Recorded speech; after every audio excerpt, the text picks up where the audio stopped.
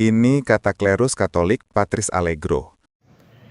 Salve, berarti ibadah memuji Tuhan Yesus dalam Protestan tidak ada gunanya, balas pakai fiti. Ada sih, ada gunanya sedikit, tapi camkan di Protestan tidak ada penyembahan terhadap Tuhan kita Yesus Kristus. Yang kalian lakukan itu sekedar puji-pujian doang. Itu sama kayak orang Katolik memuji-muji para kudus di surga. Ya, jadi tingkat penyembahan kamu baru tingkat dulia, belum latria. Latria yang sejati itu sejak gereja didirikan adalah Ekaristi. Ya, Ekaristi itu hanya dalam gereja Katolik. Sorry to say. Pertanyaannya adalah, benarkah tuduhan Santo Allegro bahwa di Protestan tidak ada penyembahan kepada Tuhan Yesus, atau dengan kata lain, tidak ada penyembahan yang sejati dan benar? Marilah kita sanggah argumen Santo Allegro dari sudut pandang psikologi kultus dan pemahaman teolog Katolik tentang apa penyembahan itu. Dan di dalam video ini akan membuktikan bahwa penyembahan yang sejati juga ada di Protestan, khususnya dalam tradisi Lutheran dan Calvinis. Jika Anda seorang Katolik, saksikan terus video ini agar Anda tidak salah paham.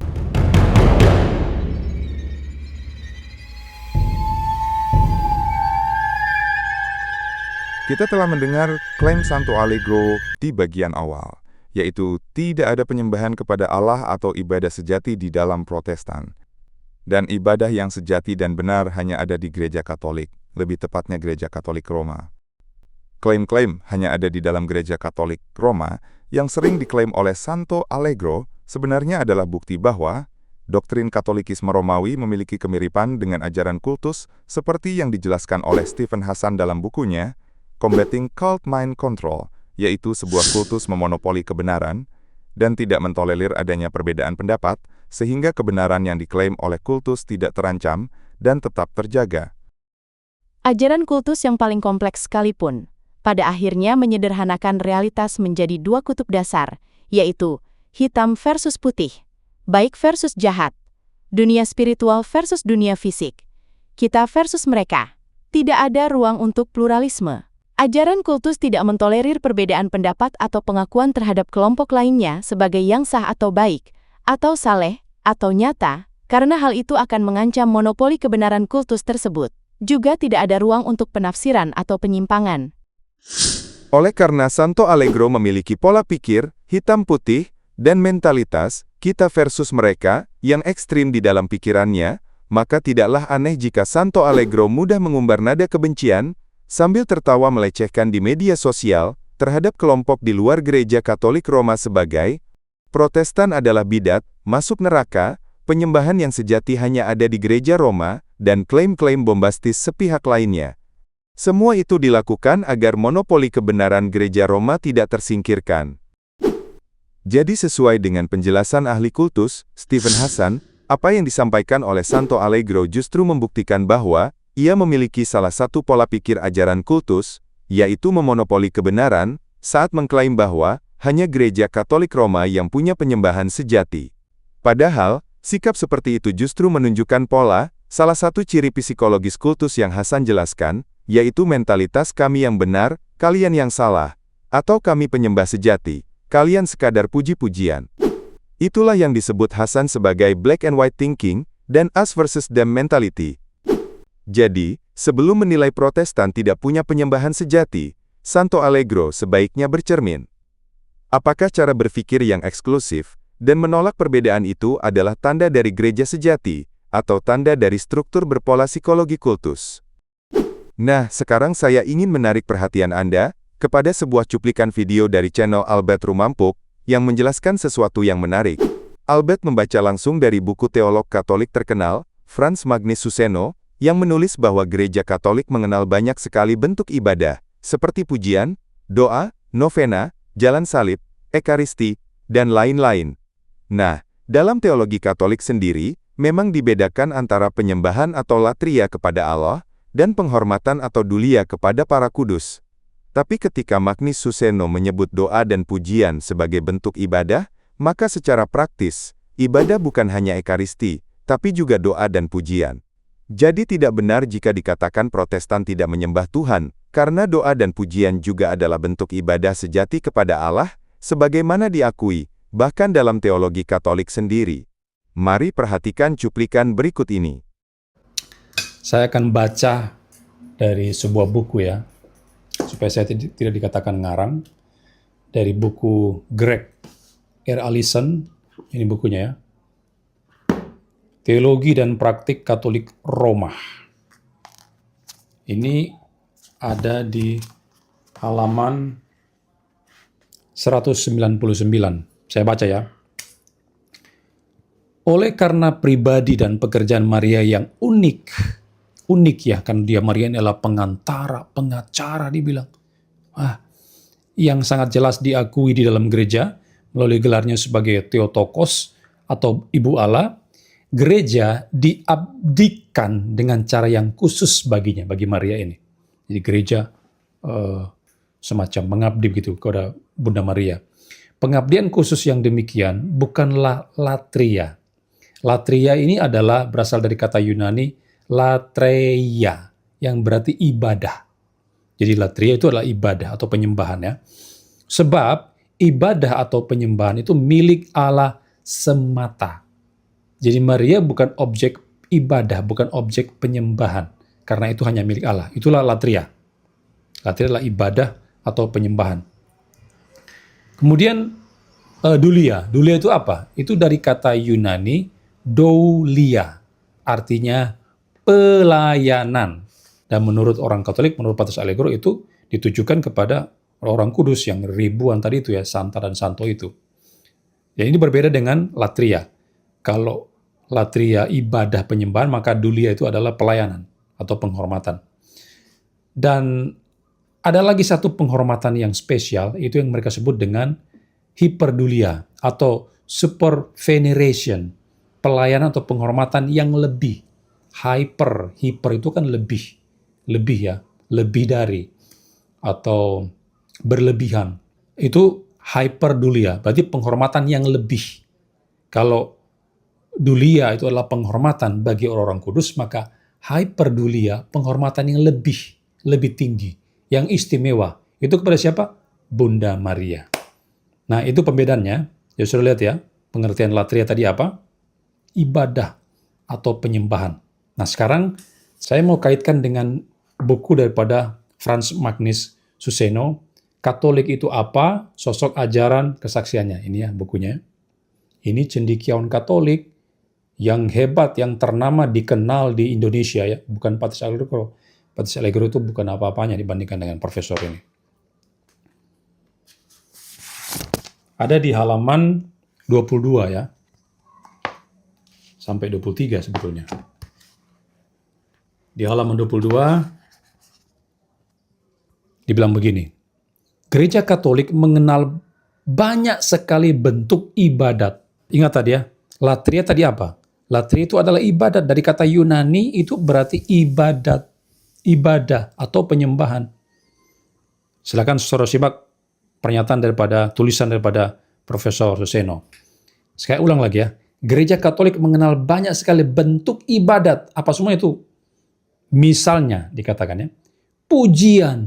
Nah loh, pujian itu merupakan ibadah juga. Sama berarti dengan saya dong.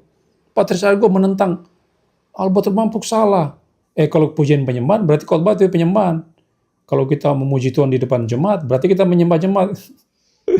Itu diprotes sama Patres Allegro ya. Nah, Profesor Magnus Suseno mengatakan, Gereja Katolik itu bentuk ibadatnya itu banyak. Misalnya pujian, di mana sakramen Maha Kudus ditahtakan. Adorasi. Itu adorasi itu bentuk pemujaan, bentuk penyembahan ya. Sakramen Ekaristi itu ya. Bukan hanya sakramen Maha Kudus, Ekaristi, tapi juga doa rosario. Itu juga bentuk ibadat daripada orang-orang Katolik. Jalan salib juga. Kemudian ada doa untuk segala macam keperluan, seperti misalnya sebelum menempuh perjalanan, pemberkatan rumah, doa bagi orang sakit, novena. Novena yang saya sudah bacakan tadi ya. Doa yang terulang selama 9 hari, devosi pada hati kudus Yesus dan hati Bunda Maria, dan pelbagai doa di makam. Semua devosi dan doa itu bebas, artinya tidak diwajibkan dan tidak dianggap sebagai syarat untuk masuk surga. Jadi ternyata Doa itu juga adalah merupakan bentuk ibadat di dalam gereja Katolik. Pujian juga itu merupakan bentuk ibadat di dalam gereja Katolik. Ya kan? Ini kata-kata daripada Profesor Magnus Suseno. Saudara bandingkan tadi dengan pengertian latria tadi itu. Latria itu apa? Itu berarti ibadah. Itu adalah penyembahan. Padahal Magnus Suseno mengatakan bentuk ibadah itu selain Ekaristi juga ada pujian, ada juga doa di dalamnya. Nah lo. Patris Allegro sampai di sini bisa mengerti enggak? Kalau enggak mengerti keterlaluan. Jadi maksudnya apa dari semua ini? Maksudnya begini. Berarti doa dan pujian itu adalah merupakan bentuk penyembahan juga kepada Allah menurut Profesor Magnus Suseno. Bukan hanya di Ekaristi itu. Di Ekaristi pun ada doanya. Nah, saya baca lagi ya. Di halaman 23. Di halaman 23, puncak doa syukur agung adalah konsekrasi, ritus paling sakral di gereja Katolik atas kuasa Yesus.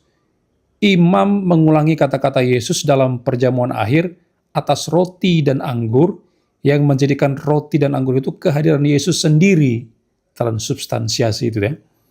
Dalam komuni, roti kudus, hosti terkonsekrasi dibagi kepada umat, sedangkan anggur terkonsekrasi diminum oleh imam dan umat yang bertugas. Jadi juga ada doa di situ. Ada doa syukur ya, puncak doa syukur agung. Itu ada di sakramen Ekaristi. Oke? Patris Allegro juga mengakui bahwa Ekaristi itu, sakramen perjamuan kudus adalah penyembahan katanya kepada Allah. Di videonya dia bilang begitu ya. Dan Protestan tidak punya penyembahan itu katanya. Ngomong kosong ya. Nah jadi ternyata menurut Profesor Magnus Suseno, doa, pujian itu merupakan penyembahan, ibadat. Ya. Dan itulah latria.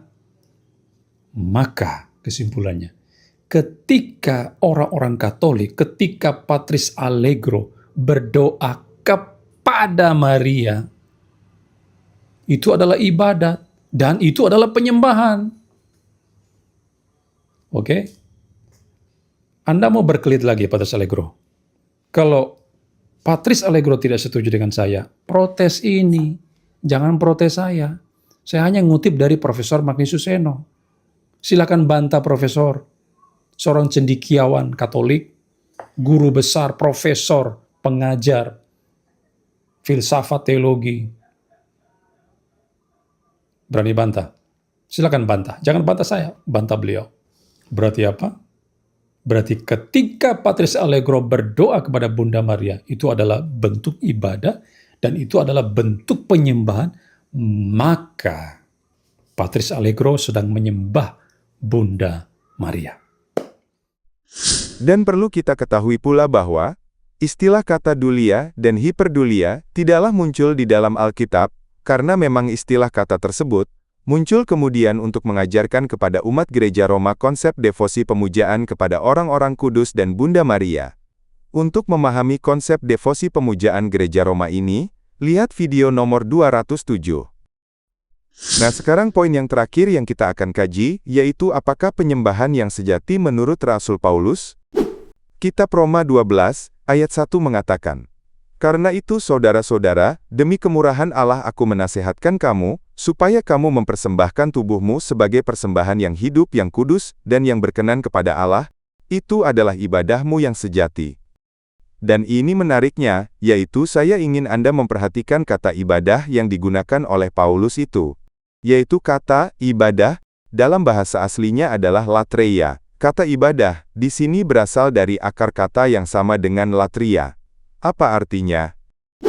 Dalam teologi Katolik, kata latria digunakan untuk penyembahan tertinggi kepada Allah saja, dan kata ibadah dalam Roma 12, ayat 1 adalah latreia. Akar kata yang sama dengan latria. Ini artinya Rasul Paulus di ayat ini juga berbicara tentang ibadah atau penyembahan tertinggi kepada Allah. Tetapi Paulus tidak bicara tentang ritual keagamaan, seperti yang diajarkan oleh Katolikisme Romawi. Melainkan ia berbicara tentang hidup yang dipersembahkan kepada Allah, yaitu, supaya kamu mempersembahkan tubuhmu sebagai persembahan yang hidup, yang kudus, dan yang berkenan kepada Allah, itu adalah ibadahmu yang sejati. Jadi, penyembahan yang sejati itu bukan di altar, atau tentang ekaristi, tapi tubuh dan hidup orang percaya, yang dipersembahkan kepada Allah. Tetapi tentunya, untuk menjawab argumen Protestan tentang konsep penyembahan sejati, yang diajarkan Paulus di kitab Roma 12, ayat 1 itu, Gereja Roma memiliki pemahamannya sendiri. Dan menurut Katolik, Roma 12, ayat 1 itu bukan meniadakan ekaristi, tapi menegaskan bahwa seluruh hidup umat harus menjadi korban rohani, yang berpadu dengan korban Kristus di altar.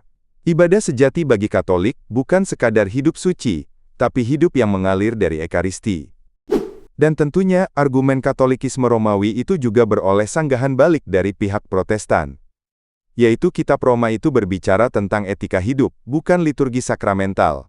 Teks asli Paulus tidak bicara tentang ekaristi, melainkan tentang respons manusia terhadap anugerah Allah, yaitu keselamatan yang telah diperoleh manusia. Oleh karena itu Paulus mengatakan, demi kemurahan Allah, kata kuncinya adalah, karena itu saudara-saudara, demi kemurahan Allah. Ini artinya, ibadah sejati adalah respon manusia terhadap keselamatan yang sudah diterima karena kemurahan Allah, bukan tindakan liturgis untuk mempersembahkan Kristus kembali. Oleh karena itu, sekali lagi saya ulang, demi kemurahan Allah. Ini berarti manusia itu beroleh keselamatan, karena memang kemurahan Allah semata. Paulus tidak bicara tentang ritual ekaristi. Bagi Protestan, konteks Roma pasal 12-15 adalah tentang perubahan hidup, kerendahan hati, kasih, dan ketaatan, bukan ritual. Jadi menafsirkan Roma 12, ayat 1 menunjuk ke ekaristi adalah keluar dari konteks, dan menambah makna yang tidak dimaksud Paulus. Dan sekali lagi, ajaran Katolikisme Romawi memiliki argumennya sendiri, dan perdebatan ini telah terjadi selama berabad-abad tanpa ada pemenangnya. Mengapa? Pertama, semuanya kembali kepada penafsiran Alkitab. Oleh karena itu, saya sendiri menghindari perdebatan ayat-ayat, karena masalah Katolik bukanlah tentang perdebatan tafsiran ayat kitab suci, tetapi masalah psikologi kultus yang akan diulas di bagian akhir video ini. Kedua, nah ini menariknya, yaitu, bagaimana jika Gereja Katolik Roma mengajarkan bahwa puncak penyembahan sejati kepada Allah bukan kepada ritual ekaristi, yang hanya ada di Gereja Roma. Nah jawabannya sederhana, yaitu monopoli kebenaran absolut Gereja Roma berakhir. Di gereja lain pun ada penyembahan kepada Allah. Nah hal ini akan membuat umat Katolik secara otomatis tidak akan tetap setia, taat dan tunduk kepada Gereja Katolik Roma, yang dipimpin oleh pausnya. Jadi semuanya adalah tentang kontrol. Bagaimana Gereja Katolik Roma bisa tetap menguasai dan mengontrol anggotanya, agar tetap mau taat, setia dan tunduk kepada pimpinan Gereja Katolik Roma. Stephen Hassan menjelaskan dengan jelas bahwa, kultus akan berupaya menjaga anggotanya, agar tetap tergantung dan di bawah kendalinya. Berikut kutipannya. Kultus yang destruktif adalah kelompok yang melanggar hak-hak anggotanya, dan merusak mereka melalui teknik kendali pikiran yang tidak etis dan abusif. Kultus ini membedakan dirinya dari kelompok sosial, atau agama yang normal dan sehat, dengan menundukkan anggotanya pada kendali yang sistematis terhadap anggotanya, melalui kendali perilaku, informasi, pikiran, dan emosi untuk menjaga anggotanya tetap tergantung dan patuh. Jadi, kata kuncinya menurut Hassan adalah, untuk menjaga anggota kultus agar tetap tergantung, dan patuh kepada pemimpin kultusnya, maka kelompok kultus akan menggunakan teknik-teknik cuci otak, secara sistematis terhadap anggotanya. Dengan mengklaim bahwa kebenaran, keselamatan, dan lain-lain monopoli hak eksklusif hanya ada di dalam kelompok kultus, maka secara otomatis anggota kultus akan bergantung, tetap setia, dan patuh kepada kelompoknya, karena di tempat lain tidak ditemukan klaim-klaim hak eksklusif kelompok kultusnya. Nah, tentunya kita bertanya-tanya, mengapa ajaran Katolikisme memiliki ciri-ciri kemiripan dengan ajaran kultus, yang ada di dalam ajaran psikologi kultus? Lalu siapakah yang Katolik sembah? Untuk mengetahuinya, lihat video nomor 254. Dan saya ingin mengingatkan kepada Anda, sebagai orang Kristen tentang peringatan Rasul Paulus, agar tetap waspada dengan orang-orang yang menyamar sebagai pengganti rasul-rasul, yang sebenarnya adalah rasul-rasul palsu, dan pekerja-pekerja curang, yang menyamar sebagai rasul-rasul Kristus.